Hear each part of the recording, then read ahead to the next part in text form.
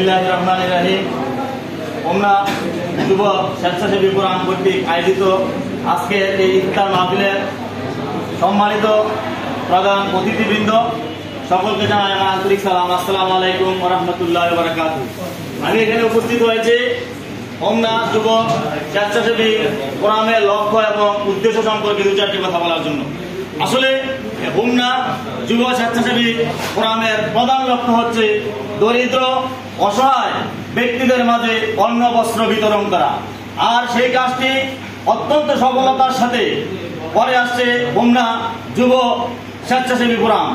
আপনারা জেনে খুশি হবেন যে এই হোমনা স্বেচ্ছাসেবী কোরআন কর্তৃক কিছুদিন পূর্বে যে বন্যার্থদের মাঝে খাদ্য বিতরণ করা হয়েছিল এবং কয়েক মাস পূর্বে উপজেলা পরিষদ চত্বরে কম্বল বিতরণ করা হয়েছিল এবং জনসাধারণের মাঝে বৃক্ষরোপণ চারা গাছ জনসাধারণের মাঝে বিতরণ করা হয়েছিল এই হোমনা স্বেচ্ছাসেবী এই সংগঠনটি। আজকে তার জলাঞ্জলি প্রমাণ হোমনা যুব স্বেচ্ছাসেবী কোরআনের মাধ্যমে আজকে একটি সুন্দর ইফতার মাহফিলের আয়োজন করা হয়েছে। আর যে সংগঠনটি যদি আজকে প্রতিষ্ঠা বা পরিচালিত না হতো তাহলে কিন্তু এরকম একটি সুন্দর ইফতার মাহফিলের আয়োজন করা সম্ভব হতো না।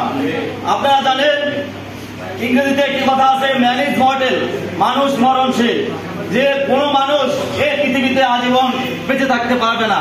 কোরআন শরীফের মধ্যে রয়েছে কুল্লু নাফসিন যায়িকাতুল মাউত, প্রত্যেক প্রাণীকে মৃত্যু স্বাদ বরণ করতে হবে।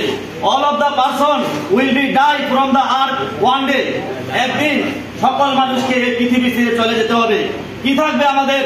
আজকে যে আমরা ইফতার মাহফিলে এসেছি, আমরা যে আজকে রোজা রেখেছি, আপনারা জানেন এই রোজার মাস হচ্ছে ধৈর্যের মাস, রহমতের মাস, মাগফিরাতের মাস, নাজাতের মাস, এবং এই মাসের ফাজাল ফজিলত অনেক বেশি, যা বর্ণনা করে শেষ করা যাবে না।